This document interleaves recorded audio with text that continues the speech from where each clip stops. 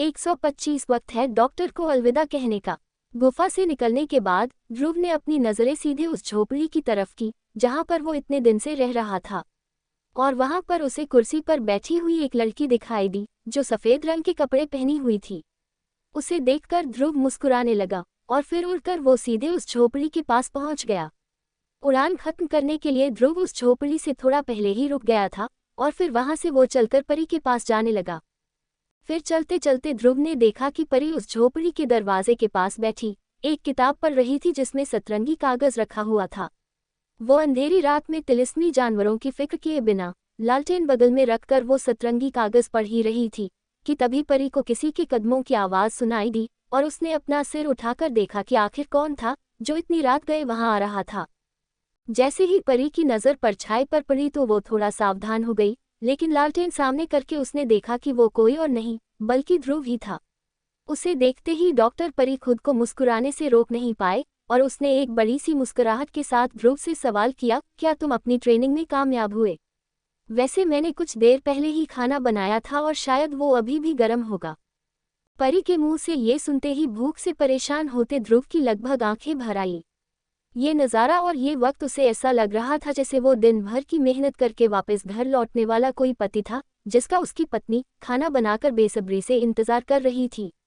इसके अलावा परी की मीठी आवाज़ में अपने लिए फिक्र समझते हुए ध्रुव थकान के बावजूद बहुत खुश दिखने लगा।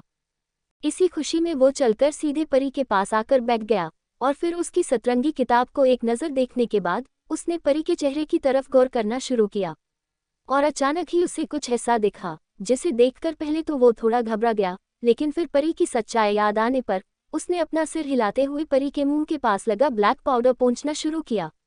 लेकिन ऐसा करते हुए उसके चेहरे की घबराहट बदलकर मुस्कुराहट बन गई थी। ध्रुव वैसे समझ गया था कि जिस वक्त वो ट्रेनिंग कर रहा था डॉक्टर परी जहर खाने में लगी हुई थी। वही ध्रुव को ऐसा करते देख डॉक्टर परी शर्म के मारे लाल होने लगी। फिर जैसे ही उसने ध्रुव के हाथ पर थोड़ा सा ब्लैक पाउडर देखा तो उसने तुरंत अपना रुमाल बाहर निकालते हुए उसे पोंछना शुरू किया। इतने में ध्रुव ने डॉक्टर परी को वो पाउडर पोंछते देख उससे थोड़ा हिचकिचाते हुए कहा, कल मुझे यहाँ से जाना पड़ेगा। ये सुनते ही डॉक्टर परी का हाथ अचानक एक पल के लिए रुक गया। फिर एक पल बाद डॉक्टर परी ने अपना सिर हिलाते हुए अपनी मीठी आवाज में कहा, यहाँ इतने दिन रुकने के बाद अब शायद यहाँ से जाने का वक्त आ गया है। उसके इतना कहने के बाद कुछ पल के लिए दोनों के बीच एक अजीब सी शांति बरकरार रही, जिसे तोड़ते हुए ध्रुव ने परी से सवाल किया, ये जगह छोड़ने के बाद कहाँ घूमने का इरादा है तुम्हारा? ये सुनकर डॉक्टर परी ने चेहरे पर एक झूठी मुस्कुराहट लाते हुए ध्रुव को जवाब दिया, मुझे लगता है मैं शायद वुहान साम्राज्य छोड़कर जोराल साम्राज्य चली जाऊं, जिसके बाद मैं पूरे मार्कस में घूमती रहूंगी। परी की बात सुनते ही ध्रुव को थोड़ी हैरानी हुई और साथ ही उसे थोड़ी हंसी भी आ गई, जिसके साथ उसने पूछा, जोराल साम्राज्य? इतना कहकर ध्रुव ने देखा कि परी अपना सिर हिलाकर हामी भर रही थी, इसलिए उसने उस बारे में ज्यादा कुछ नहीं कहा। ध्रुव भले जोराल साम्राज्य न गया हो, लेकिन उसे उसके बारे में थोड़ा बहुत जरूर पता था। वो जानता था कि उस साम्राज्य में बाकी किसी साम्राज्य के मुकाबले सबसे ज्यादा पॉइजन मास्टर्स हुआ करते थे। तभी ध्रुव ने डॉक्टर परी को अपने प्लान के बारे में बताते हुए कहा, मैं तो टाइगर डेजर्ट जा रहा हूँ ट्रेनिंग के लिए। वो जगह वुहान साम्राज्य की पूर्वी दिशा में पड़ती है, लेकिन जोराल साम्राज्य तो पश्चिम दिशा में है। इसका मतलब कल जब हम विदा लेंगे तो एक बार फिर अलग अलग रास्तों पर चल पड़ेंगे। ये कहकर ध्रुव आसमान में चमकते सितारों को देखने लगा, लेकिन ध्रुव की बात सुनकर परी को अचानक से एक झटका सा लगा और उसने अपना सिर नीचे कर जमीन की तरफ देखते हुए कहा, मैं उम्मीद करती हूँ कि तुम अच्छे से अपना ख्याल रखोगे। कल जब हम अलग अलग रास्तों पर निकल पड़ेंगे तो न जाने फिर कब हमारी मुलाकात हो। शायद ये भी हो सकता है कि मैं कभी वापस आऊं ही न, लेकिन मैं इस बारे में कुछ नहीं बोल सकती। हाँ, लेकिन इतना ज़रूर कह सकती हूँ कि अगर मैं एक ऐसी चुड़ैल बन गई जिससे सभी डरते और खौफ खाते हैं, तो फिर मैं ज़रूर वापस आकर अपनी इस पॉइजन बॉडी के खत्म होने का इंतज़ार करूँगी। इतना कहने के बाद परी का गला भारी होने लगा और उसके चेहरे का रंग भी उल्टा दिखाई दिया। उसे देखकर ध्रुव उससे कुछ कहने वाला था, लेकिन मुंह खोलने के बाद भी ध्रुव बेजुबान ही रहा, क्योंकि विदुर ने उसे पहले ही समझा दिया कि एक पॉइजन बॉडी का आखिर में क्या हाल होता था। तभी ध्रुव को अचानक उस औरत की याद आ गई जिसके बारे में विदुर ने उसे बताया था और वो ये सोचने लगा कि कहीं डॉक्टर परी भी वैसी न हो जाए। ये सोचकर वो थोड़ा सहम गया और फिर दोनों के बीच कुछ देर तक एक सन्नाटा छा गया।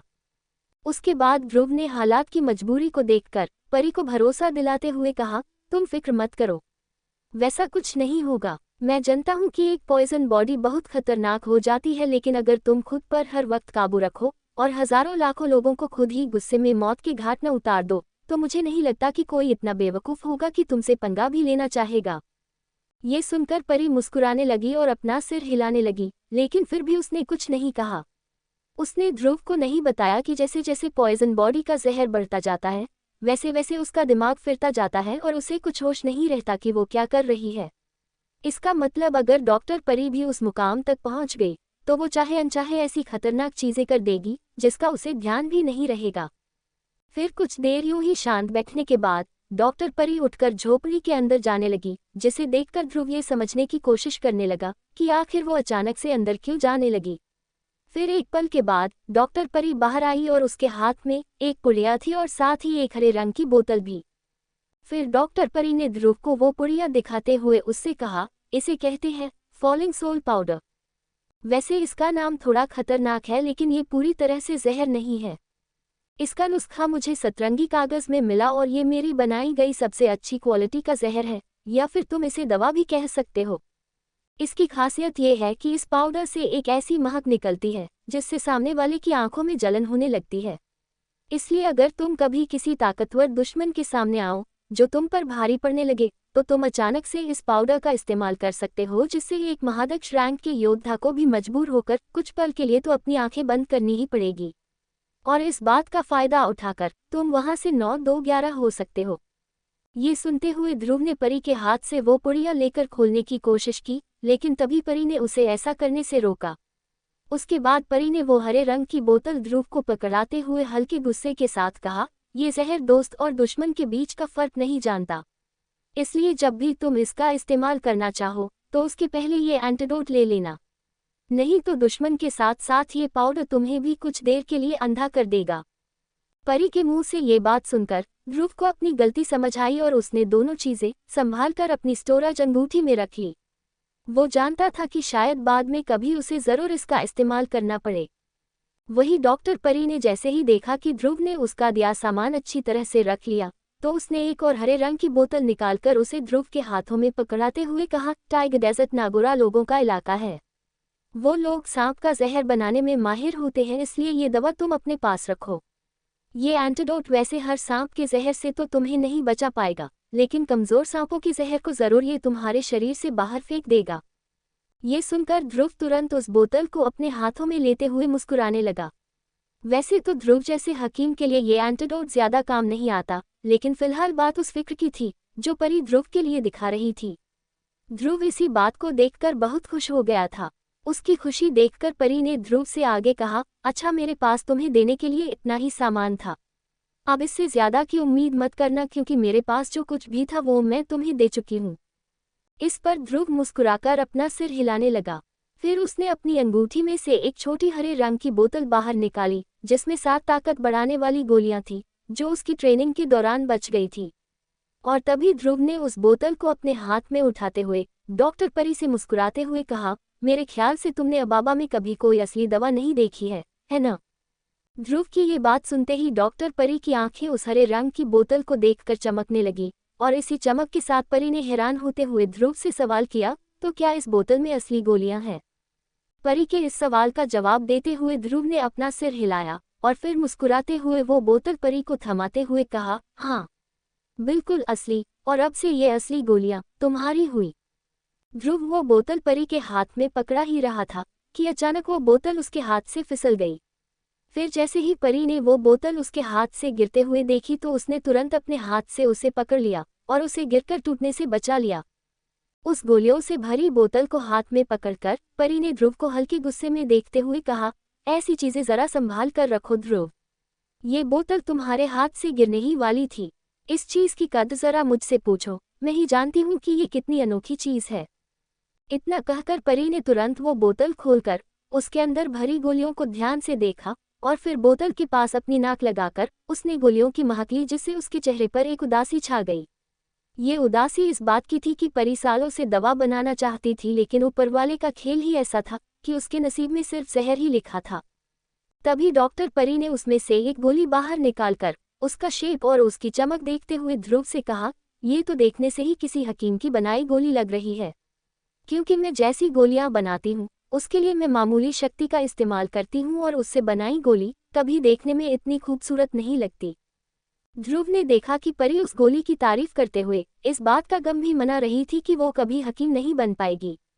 लेकिन उसकी इस हालत को देखते हुए ध्रुव ने अपना सिर हिलाकर उससे कहा, देखो, मैं ये गोली तुम्हें देकर तुम्हें उदास नहीं करना चाहता था। वैसे इस दवा का नाम ताकत बढ़ाने वाली गोली है और ये तुम्हारी खर्च की हुई शक्तियाँ जल्द से जल्द वापस ले आती है। इसलिए अगर तुमने कभी किसी से मुकाबला किया तो इस गोली की मदद से तुम अपनी शक्तियाँ जल्द से जल्द वापस ला सकती हो, जिससे तुम थको ही नहीं। ध्रुव की ये बात सुनकर परी ने वो बोतल तुरंत अपने पास रखी और फिर मुस्कुराते हुए ध्रुव से कहा, अच्छा, अब मैं समझी कि तुम मूसा से इतनी देर तक मुकाबला कैसे कर पाए। इसका मतलब तुम्हारी तंदुरुस्ती का राज ये गोली है।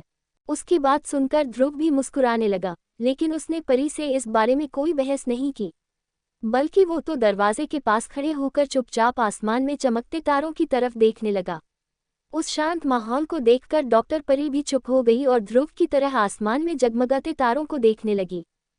तारों के साथ साथ इस वक्त आसमान में चांद भी उस समय को रोशन कर रहा था, जिसे देखने वाले लड़का लड़की उसके ठीक नीचे दरवाजे के पास बैठे बैठे नींद के आगोश में चले गए।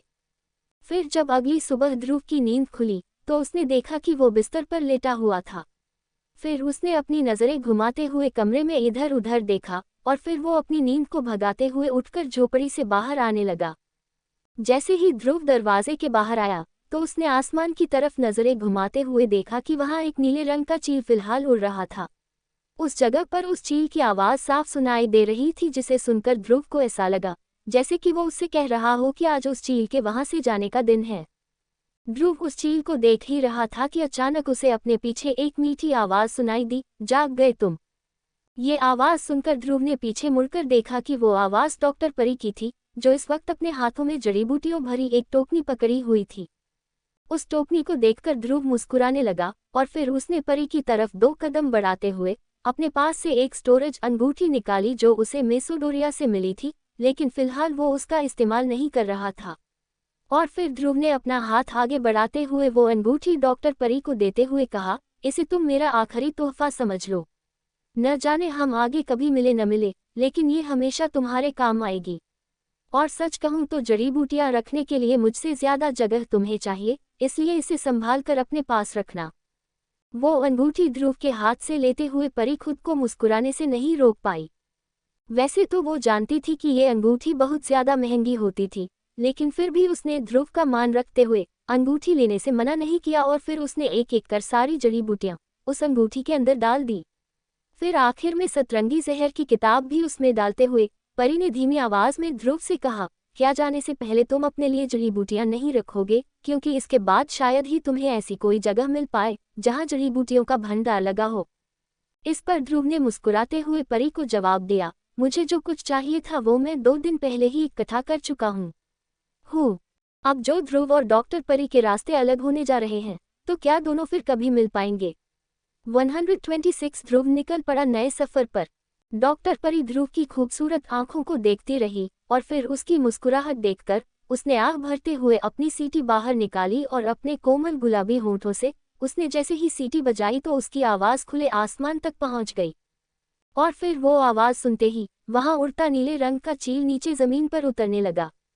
फिर नीचे आते हुए उस चील ने अपने पंखों को इतनी तेज फड़फड़ाया कि आसपास के पौधे तक इस वजह से झुक गए। तभी डॉक्टर परी ने चील को ज़मीन पर आते देख पलटकर मुस्कुराते हुए ध्रुव से कहा, चलो चलते हैं, ये हमारी साथ में आखिरी राइड होने वाली है। इतना सुनकर ध्रुव ने मुस्कुराते हुए परी का हाथ पकड़ा और फिर वो दोनों ज़मीन से उठकर चील की पीठ पर बैठ गए।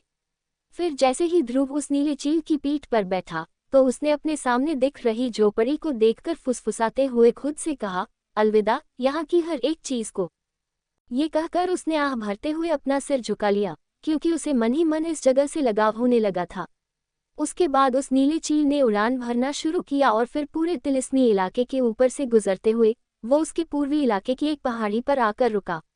उस पहाड़ पर ध्रुव ने परी को रुकने के लिए कहा और फिर वो उस चील पर से उतर गया।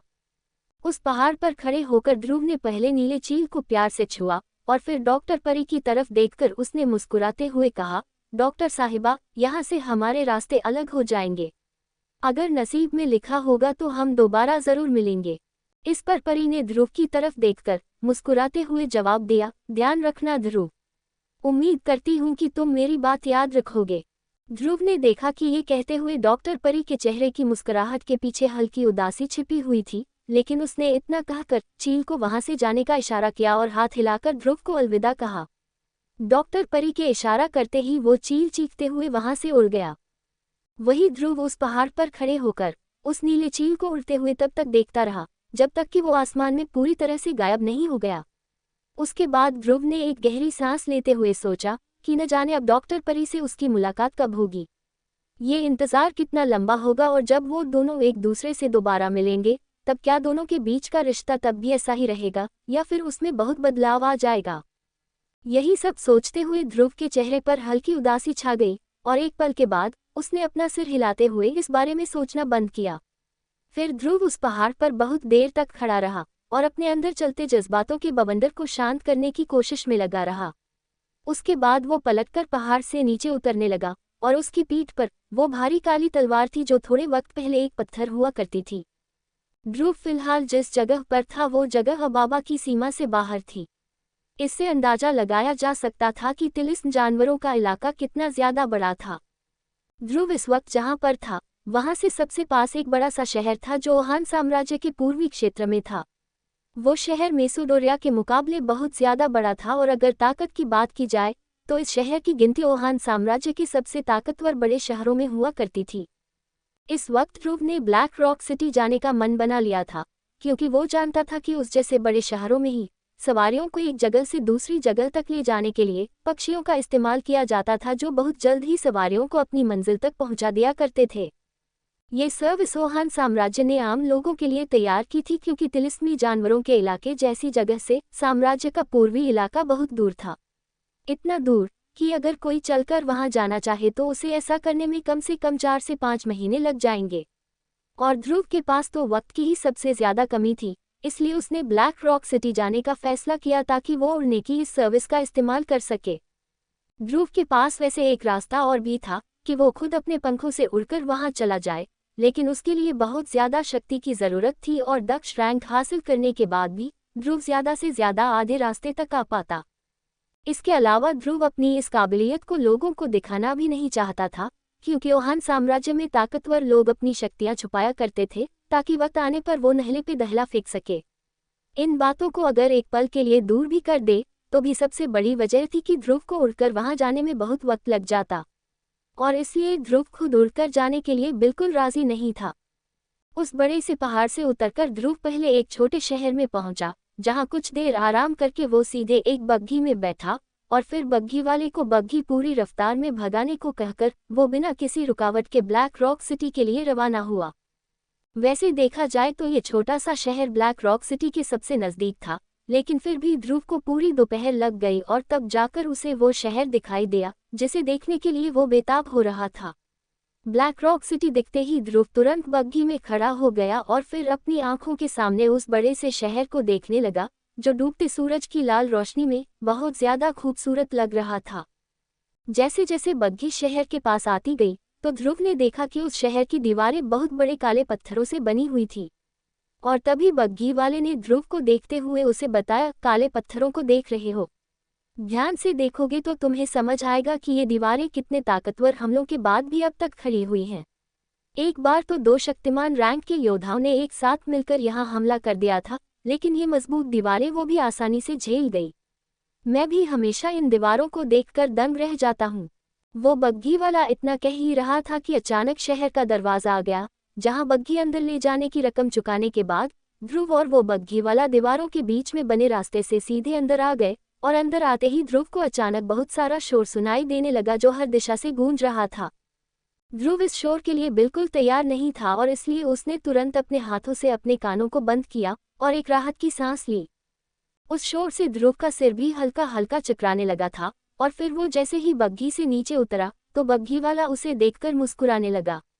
ध्रुव ने नीचे उतरकर सबसे पहले बग्घी का किराया चुकाया और फिर अगले ही पल वो बग्घी वहां से चली गई।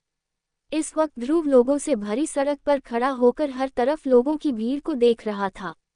उसे पिछले कुछ वक्त से जंगल के सन्नाटे की आदत हो गई थी और अब हर जगह शोर शराबा होते देख ध्रुव को समझ नहीं आया कि वो अब करे तो करे क्या। उसकी ये हालत देखते हुए विदुर ने अंगूठी में से कहा, सबसे पहले तो रात गुजारने के लिए जगह ढूंढो। और वैसे तो मुझे पता नहीं कि इस ब्लैक रॉक सिटी में हकीमों की एसोसिएशन है कि नहीं, लेकिन अगर है तो वहां जाकर ये पता लगा लो कि तुम सच में रैंक 2 के हकीम हो गए हो या फिर नहीं। विदुर की बात सुनते ही ध्रुव हैरान हो गया और उसने इसी हैरानी में विदुर से सवाल किया, हकीमों की एसोसिएशन? लेकिन अगर मैं ऐसी कोई जगह गया तो इसका मतलब मुझे सबके सामने अपना हकीम वाला राज खोलना होगा। क्या आपको सच में लगता है कि हमें ये करना चाहिए? ध्रुव के इस सवाल ने विदुर को भी सोच में डाल दिया। इसलिए कुछ देर तक वो शांत रहे और फिर उन्होंने अचानक ध्रुव को समझाते हुए कहा, मैंने तो तुम्हें कभी कहा ही नहीं कि इस राज को सबसे छिपाओ। ये तो तुम्हारी ही मर्जी थी और मैं समझता हूँ कि तुमने ऐसा क्यों किया, क्योंकि मुझे भी सबके सामने शेखी बघारना पसंद नहीं है। लेकिन क्या तुम्हें पता है कि एक हकीम की सबसे बड़ी ताकत उसकी दवा बनाने की काबिलियत नहीं होती है, बल्कि उसकी सबसे बड़ी ताकत है उसका नेटवर्क। वो जितने ताकतवर लोगों से पहचान बनाएगा उतनी ही ज्यादा दवाएं बेच पाएगा। लेकिन बात सिर्फ पैसे की नहीं है। किसी ताकतवर इंसान को दवा देकर उसकी मदद करने का मतलब है उन पर अपना एहसान चढ़ाना। और ये ताकतवर लोग ही तो हैं जो हकीमों को न जाने कितनी मुसीबतों से निकालते हैं, चाहे वो उनके लिए लड़ना हो या फिर उन्हें कोई खास चीज दिलवाना। इस बात से मुझे अपने दिन याद आ गए जब एक बार एक योद्धा मुझसे बदला लेने के लिए आया था। वो जानता था कि वो मुझे अकेले नहीं मार पाएगा, इसलिए अपने साथ एक शक्ति पूर्वज, 3 शक्ति सम्राट और 5 शक्तिमान रैंक के योद्धा लेकर आया था। क्या तुम जानना चाहोगे कि आगे क्या हुआ? ये सवाल करते हुए विदुर मुस्कुरा रहे थे क्योंकि उन्होंने ध्रुव को अपनी बात ध्यान से सुनते हुए देखा। वही ध्रुव सबसे जरूरी हिस्से के पहले रुक जाने की वजह से कहानी आगे जानने को बेताब होने लगा और इसलिए उसने अपना सिर हिलाकर हड़बड़ाते हुए विदुर से पूछा, आगे क्या हुआ आचार्य? ये सुनकर विदुर ने तुरंत हंसते हुए ध्रुव से कहा, फिर क्या? मैंने अपनी आत्मा का इस्तेमाल करके अपने कुछ दोस्तों को बुलवा लिया। वैसे आत्मा का इस्तेमाल करके लोगों को बुलाना तुम आगे जाकर सीखोगे। फिर जैसे ही मेरे दोस्त आए तो उन्हें देखकर सामने वालों की हालत खराब हो गई। वैसे होनी भी चाहिए थी क्योंकि मेरे दोस्तों में 3 शक्ति पूर्वज, 8 शक्ति सम्राट, 12 शक्तिमान, 18 ड्रोन योद्धा शामिल थे। इसके अलावा और भी कुछ लोग थे मेरे साथ, लेकिन फिलहाल मुझे वो याद नहीं आ रहे हैं। बाकी नतीजा तो तुम सोच ही सकते हो कि क्या हुआ होगा। विदुर की बात सुनकर ध्रुव खड़े खड़े जम सा गया। फिर उसने धीरे से अपना सिर ऊपर उठाते हुए एक गहरी सांस बाहर छोड़ी और फिर सोचने लगा कि हकीम क्या इतने ज्यादा ताकतवर होते हैं, क्योंकि 3 शक्ति पूर्वज, 8 शक्ति सम्राट और 12 शक्तिमान मिलकर एक पूरे साम्राज्य का विनाश कर सकते थे। और ये तो सिर्फ वो थे जो विदुर को याद आ रहे थे। इस बारे में थोड़ा और सोचने के बाद ध्रुव ने विदुर से समझते हुए कहा, तो इसका मतलब कभी कभी अपनी हकीम वाली पहचान बताने में कोई हर्ज नहीं है, है न? वैसे मैं आपकी बात अच्छे से समझ गया और कल ही हकीम एसोसिएशन जाकर अपने रैंक का टेस्ट करवा लूंगा ताकि मुझे भी पता चल जाए कि मैं रैंक 2 का हकीम हुआ या नहीं। उद्धरण चिन्ह। ध्रुव इस बात के लिए इसलिए राजी हो गया क्योंकि वो खुद एहसान मांगने वालों में से नहीं था और इसलिए दूसरों पर अपना एहसान चढ़ाना उसे अच्छे से समझा गया और वो ये मौका नहीं छोड़ना चाहता था। सच तो ये था कि ध्रुव ताकतवर बनाने वाली किसी भी चीज को नहीं कहना चाहता था। तभी विदुर ने ध्रुव से आगे कहा, एक बात और, अगर तुम्हें वक्त मिले तो यहाँ के नीलामी घर भी हो आना, और अगर वहाँ कोई रैंक 3 का तिलिस्मी पत्थर दिखे तो उसे जरूर खरीद लेना। वैसे तो हमें अब तक दिव्य रोशनी नहीं मिली है, लेकिन हमें तैयारी के लिए सारा सामान जुटाना शुरू कर देना चाहिए। नहीं तो अगर किसी दिन अचानक तुम्हें दिव्य रोशनी मिल गई तो तुम पछताओगे कि पहले तैयारी क्यों नहीं की। समझे? इतने में ध्रुव ने सड़क पर चलते हुए अंगूठी के अंदर बैठे विदुर से सवाल किया, रैंक 3 का तिलिस्मी पत्थर? वो तो खूनी गुलाब की गोली के लिए चाहिए होता है ना? इतना कहकर वो अपने आसपास की दुकानों पर अपनी नज़र घुमाने लगा।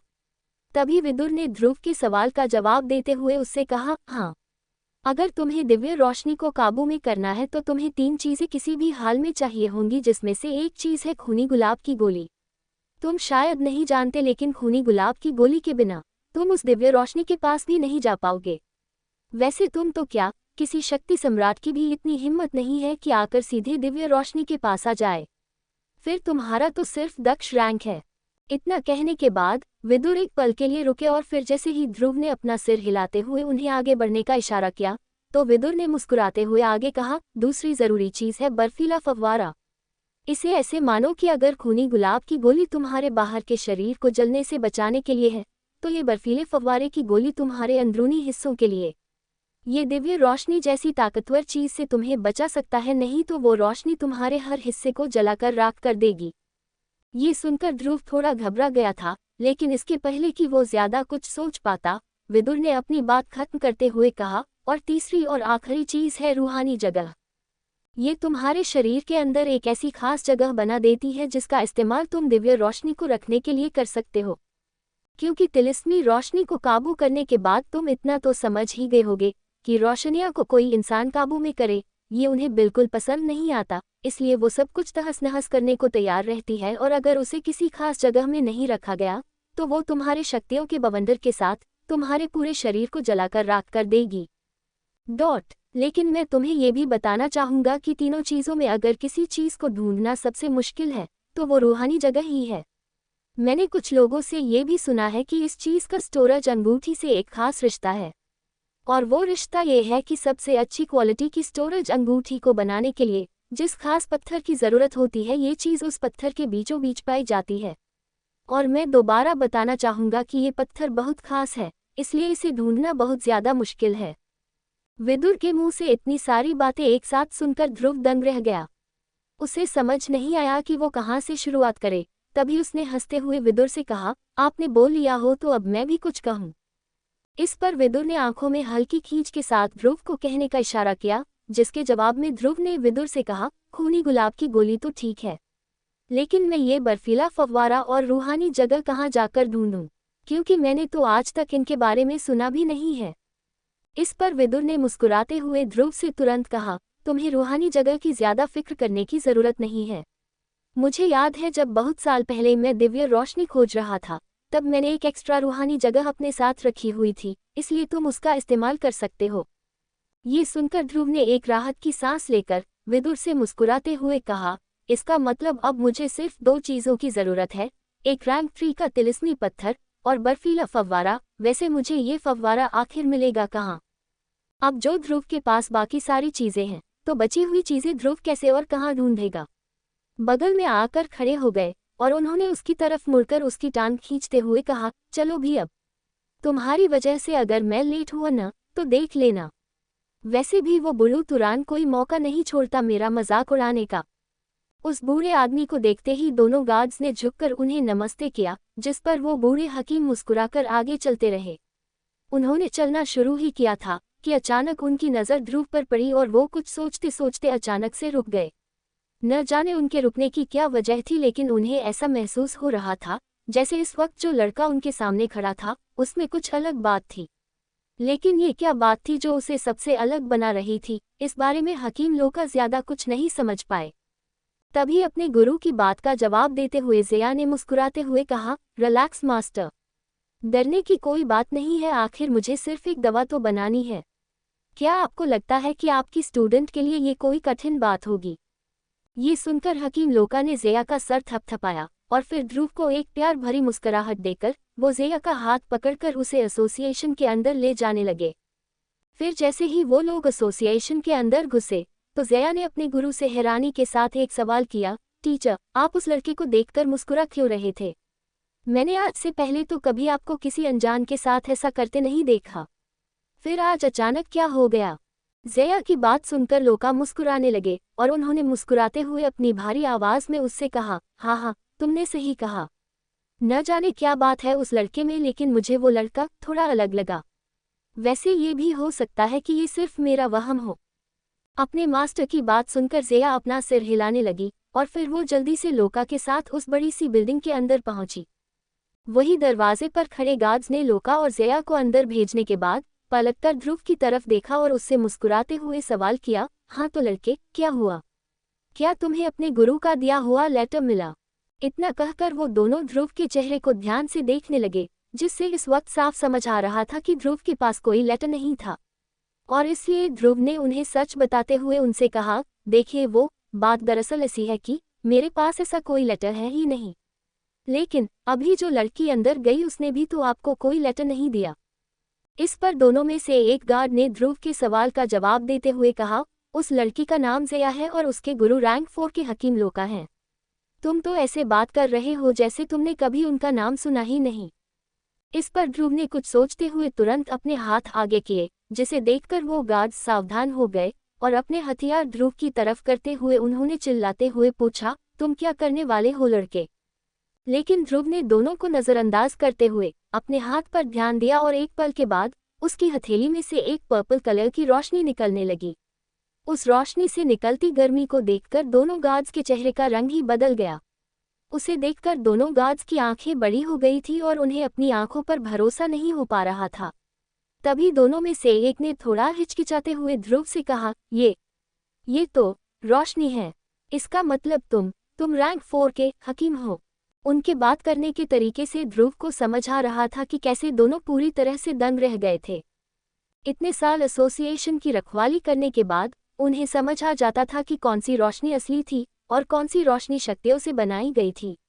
उन दोनों को ये भी पता था कि एक अलग रंग की रोशनी को काबू करना सिर्फ एक रैंक 4 के हकीम के बस में था, और इसलिए दोनों ने ध्रुव से ये सवाल पूछा। लेकिन अगर ध्रुव की जगह कोई बूढ़ा आदमी ऐसा करता तो वो इतने हैरान न होते, लेकिन वो तो फिलहाल ये सोचने लगे कि ध्रुव आखिर इतनी कम उम्र में रैंक 4 का हकीम कैसे बन गया था। क्या ध्रुव गार्ड्स को मना पाएगा या फिर उसे यहाँ से खाली हाथ ही लौटना पड़ेगा? 128 तुम भी हकीम का टेस्ट देने आए हो? गार्ड्स को हैरान होते देख ध्रुव ने देखा कि उनके इस तरह हैरान होने की वजह से आसपास के लोग भी अचानक रुककर ध्रुव की तरफ देखने लगे थे। उसमें से कुछ की आंखें तो ध्रुव के हाथ में जल रही पर्पल रोशनी पर थी, जिसे देखकर लोगों की आंखें की खुली रह गई। तभी ध्रुव ने गार्ड्स की गलतफहमी दूर करते हुए उन्हें बताया, माफ़ी चाहूँगा लेकिन मैं कोई रैंक 4 का हकीम नहीं हूँ। वो तो बस मैं इस रोशनी को काबू कर सकता हूँ, बस इतना ही। इतना कहकर ध्रुव ने तुरंत अपना हाथ झटकते हुए उसमें से निकलती रोशनी को बंद किया और फिर गार्ड्स की तरफ देखते हुए उनसे सवाल किया, तो क्या अब मैं अंदर जा सकता हूँ? ध्रुव का ये सवाल सुनकर दोनों गार्ड्स रास्ते से अलग हो गए और फिर उन्होंने झुकते हुए ध्रुव से इज्जत के साथ कहा, हाँ जरूर, क्यों नहीं लड़के, मेरा मतलब है सर, प्लीज अंदर आइए ना। वही ध्रुव अब उनके रवैये को देखकर मुस्कुराने लगा और मन ही मन सोचने लगा कि इस बिल्डिंग में घुसने तक के लिए उसे अपनी ताकत दिखानी पड़ी।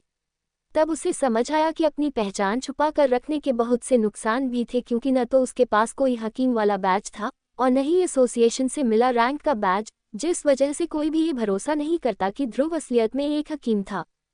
यही सोचते हुए ध्रुव ने अपनी आस्तीन को मोड़ा और फिर वो धीरे धीरे बिल्डिंग के अंदर जाने लगा।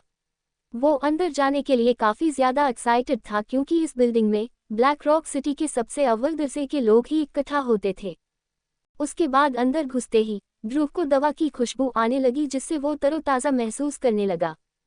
चलते चलते फिर जैसे ही ध्रुव हॉल के अंदर पहुंचा तो उसने देखा कि वहां पर बहुत सारे लोग नहीं थे, बल्कि सिर्फ कुछ ही लोग थे जो अपना काम करने में लगे हुए थे।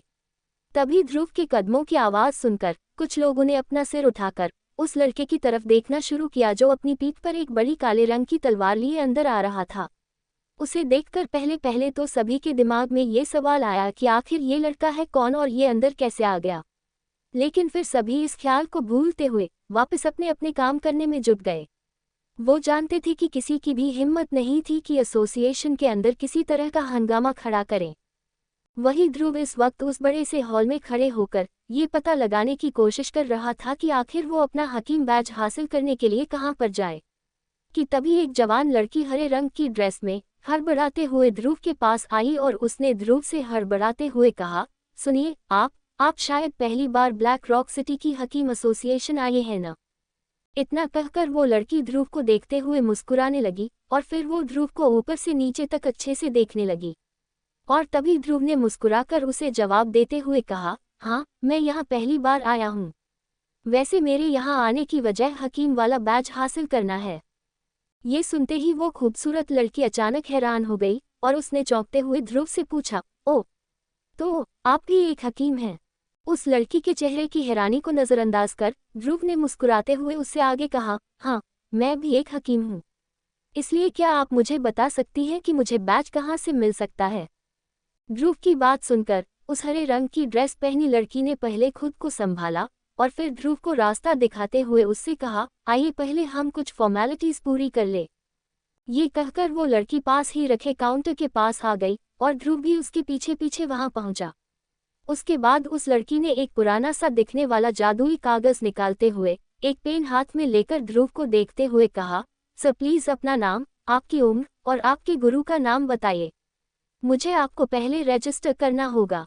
इस पर ध्रुव ने पहले तो कुछ सोचा और फिर लड़की को मुस्कुराकर जवाब देते हुए कहा, ध्रुव शौर्य, उम्र 19 साल, गुरु विदुर। ध्रुव के मुंह से उसकी उम्र सुनते ही वो लड़की मन ही मन सोचने लगी कि इतनी सी उम्र में हकीम बन जाना कितनी बड़ी बात थी।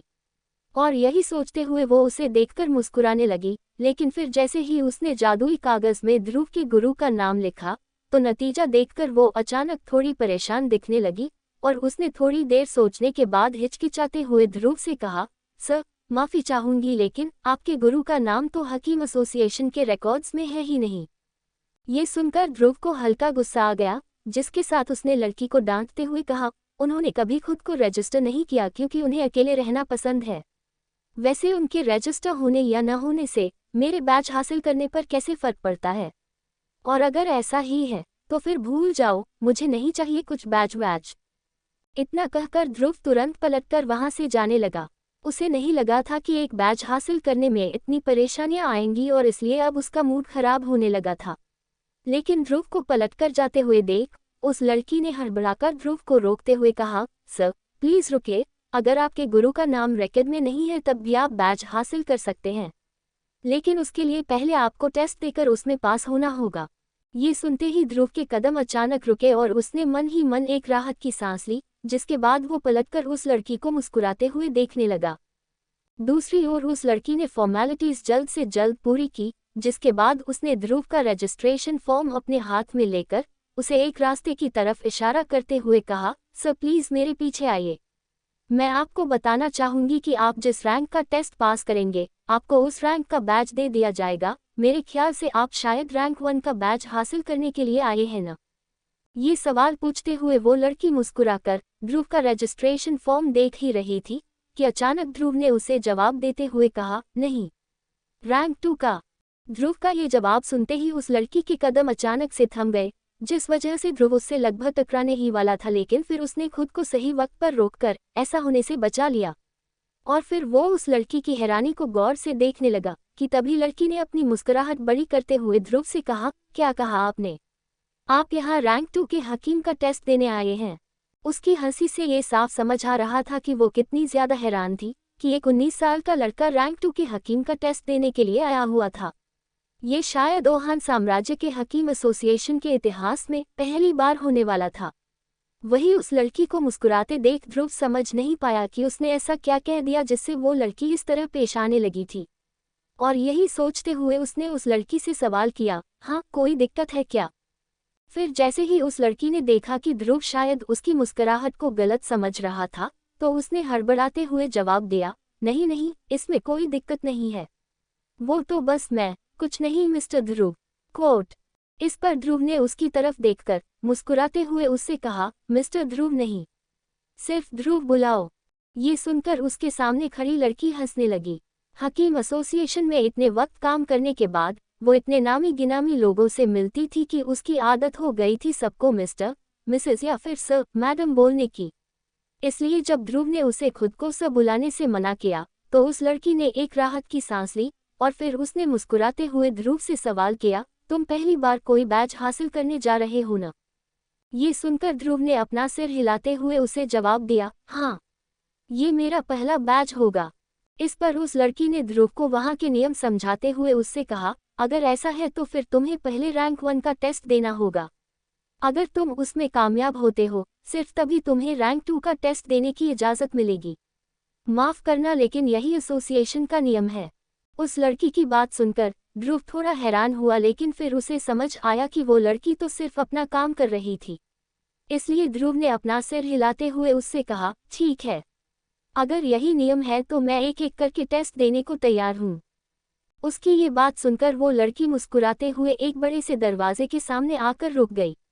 उस दरवाजे पर 4 लंबे चौड़े और ताकतवर गार्ड्स तैनात थे, जिनके सीने पर नजरें गड़ाते हुए ध्रुव ने देखा कि वो चारों गार्ड्स एकलव्य रैंक के 9 सितारों वाले योद्धा थे। लेकिन उनमें से एक की आंखों में एक अलग सी चमक थी, जिसे देखकर ध्रुव समझ गया कि बहुत जल्द वो गार्ड दक्ष रैंक हासिल करने वाला था। तभी उस लड़की ने ध्रुव का रजिस्ट्रेंट फॉर्म गार्ड्स में से सबसे ताकतवर को पकड़ाते हुए उससे सवाल किया, अंकल क्या टेस्ट शुरू हो गया? उसके सवाल पर उस आदमी ने पहले ध्रुव का फॉर्म देखा और फिर अपनी नजरें घुमाते हुए वो ध्रुव को ऊपर से नीचे तक देखने लगा और फिर मन ही मन हैरान हुआ कि आखिर ये जवान लड़का इतनी कम उम्र में हकीम कैसे बन गया। फिर यही सोचते हुए उसने मुस्कुराते हुए लड़की से कहा, फिलहाल तो नहीं शुरू हुआ है लेकिन शुरू होने ही वाला है। तुम बिल्कुल सही वक्त पर आई हो, लेकिन क्या सच में ये लड़का? वो गार्ड अपनी बात पूरी करता उसके पहले ही लड़की ने बात काटते हुए उसे जवाब दिया, हाँ मुझे भी पहले शक हुआ था लेकिन ये सच है। इतना कहकर उसने मुस्कुराते हुए ध्रुव की तरफ देखा और फिर उससे कहा, ठीक है तुम अब अंदर जा सकते हो। उस लड़की के इतना कहने पर उसके सामने खड़े गार्ड ने ध्रुव के रजिस्ट्रेशन फॉर्म पर ठप्पा लगाते हुए अपने पास से एक काले रंग का बैंड बाहर निकाला और फिर उस बैंड को ध्रुव को पकड़ाते हुए कहा, यह है तुम्हारा टेस्टिंग नो, इसे गलती से भी मत खोना। गार्ड की बात सुनकर ध्रुव ने वो काले रंग का बैंड अपने हाथों में लेकर देखा कि उस पर 5 नंबर लिखा हुआ था। उसके बाद ध्रुव ने मुस्कुराते हुए उस बैंड को अपने हाथ पर पहन लिया और फिर अपना सिर हिलाकर सामने खड़े गार्ड का शुक्रिया अदा किया। फिर जैसे ही ध्रुव दरवाजे के अंदर जाने लगा तो उस लड़की ने ध्रुव से धीमी आवाज में कहा, ध्रुव यहाँ से तुम्हें खुद ही जाना होगा, नियम के मुताबिक हम टेस्टिंग रूम के अंदर नहीं जा सकते। इस पर ध्रुव ने मुस्कुराते हुए उस लड़की को जवाब देते हुए कहा, यहाँ तक पहुँचाने के लिए बहुत बहुत शुक्रिया। इतना कहकर वो एक कदम आगे आया और फिर अपने हाथ से दरवाज़ा खोलकर सीधे अंदर चला गया। अंदर घुसते ही वहां की चौंधियाती रोशनी को देखकर ध्रुव ने पहले तो अपने हाथ से अपनी आंखें उस रोशनी से बचाई। फिर जैसे जैसे उसकी आंखें उस रोशनी में एडजस्ट होने लगी तो ध्रुव ने देखा कि दरवाजे की दूसरी ओर एक बहुत बड़ा कमरा था जिसमें बहुत से लोग दिखाई दे रहे थे। उन लोगों के साथ साथ उनकी बातों और ठहाकों की आवाज़ भी ध्रुव के कानों में पड़ने लगी।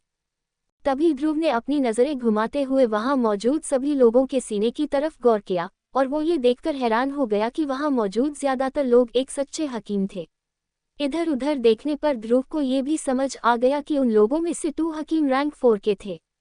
एक का नाम था लोका, जिसे ध्रुव पहले ही देख चुका था, और वो दूसरा हकीम भी लोका की तरह ही काफी बुरा था। फिर लोगों की बातचीत से ध्रुव को ये पता चला कि वो दूसरा रैंक 4 का हकीम ब्लैक रॉक सिटी हकीम एसोसिएशन का चेयरमैन था, जिसे सब हकीम तुरान कहते थे। उस बड़े से हॉल के बीचों बीच पत्थर से बनी तकरीबन 10 टेबल्स जमाई गई थी जो एक दूसरे से बहुत अलग थी। इसके अलावा सारी टेबल्स पर दवा बनाने का सामान रखा हुआ था। टेबल से थोड़ी दूरी पर खड़े कुछ 7 to 8 लोग दवा के सामान को देखकर थोड़ा घबराने लगे थे। उन्हीं लोगों में से एक लड़की ज़िया भी थी जो हकीम लोका के साथ एसोसिएशन आई थी। तभी हकीम लोका ने अपनी झुर्रियों वाली निगाहें आसपास घुमाते हुए देखा कि कोई वहां से लापता था, और इसका पता लगते ही उन्होंने बगल में बैठे तुरान से पूछा, तुरान, नेहा कहीं दिखाई नहीं दे रही है, वो अब तक क्यों नहीं आई? ये कहकर वो अपने सामने रखी घड़ी को देखने लगे। तभी हकीम तुरान ने उन्हें मुस्कुराते हुए जवाब दिया, इसमें घबराने वाली कोई बात नहीं है, ये नेहा के लिए बहुत ज़रूरी टेस्ट है, इसलिए वो अच्छे से तैयारी करना चाहती है। तुरान की बात सुनकर लोका ने उसे समझाते हुए कहा, टेस्ट शुरू होने में सिर्फ 10 मिनट बाकी रह गए हैं, अगर वो इस दौरान नहीं आई तो मैं उसके लिए ये टेस्ट नहीं रोकूंगा, और तुम जानते हो कि मैं इस एसोसिएशन के चेयरमैन के कहने पर भी ये टेस्ट नहीं रोकूंगा। इस पर तुरान ने मुस्कुराकर अपनी नज़रें उस बड़े से हॉल में खड़े सभी लोगों की तरफ घुमाई और तभी उसे दरवाजे से अंदर आया एक लड़का दिखाई पड़ा। उस लड़के के हाथ पर काले रंग का बैंड देखने के बाद तुरान ने थोड़ा हैरान होते हुए ध्रुव से पूछा, लड़के, क्या तुम भी यहाँ पर हकीम का टेस्ट देने आए हो? वही इतने सारे हकीमों को एक साथ देखकर ध्रुव बहुत ज्यादा एक्साइटेड था, और उसने जैसे ही तुरान का सवाल सुना तो मुस्कुराते हुए अपना सिर हिलाकर अपनी हामी जताने लगा। तभी उसे सिर हिलाते देख तुरान के चेहरे पर और ज्यादा हैरानी छा गई, जिसके बाद उसने मुस्कुराते हुए ध्रुव से कहा, अच्छा वैसे तुम्हारी उम्र क्या है? तुरान के सवाल पूछने के इरादे को न जानते हुए ध्रुव ने अपनी पूरी सच्चाई के साथ उसे जवाब दिया, मेरी उम्र 19 साल है सर। और उसके इतना कहते ही सिर्फ तुरान नहीं बल्कि उसके बगल में बैठे हकीम लोका भी आंखें बड़ी करके उसे देखने लगे। और फिर ध्रुव को ध्यान से देखने पर उन्हें अचानक से कुछ याद आया और उन्होंने हंसते हुए तुरान से कहा, हाँ, मैं जानता था कि इस लड़के में कुछ खास बात तो जरूर है। इतना कहकर वो ध्रुव की तरफ देखने लगे और उन्होंने ध्रुव से आगे कहा, तो तुम एक हकीम हो, लेकिन मेरी समझ नहीं आ रहा कि ये मैं पहले क्यों नहीं समझ पाया। आमतौर पर तो मैं अपने से कम ताकतवर लोगों को अच्छी तरह पहचान जाता हूँ, लेकिन तुम्हारे मामले में धोखा खा गया। चलो कोई बात नहीं। लोका की बात सुनकर ध्रुव अपना सिर हिलाकर ऐसी शक्ल बनाने लगा जैसे कि उसे कुछ पता ही नहीं था कि वो क्या कह रहे थे। लेकिन मन ही मन ध्रुव जानता था कि वो अपनी पहचान सिर्फ आचार्य विदुर की वजह से ही छुपा पाया था, जो खुद शायद रैंक 4 से ज्यादा के हकीम थे। क्या ध्रुव हर बार की तरह इस टेस्ट की चुनौतियों को पार करने में कामयाब होगा? जानने के लिए सुनते रहिए सुपर योद्धा सिर्फ पॉकेट FM पर।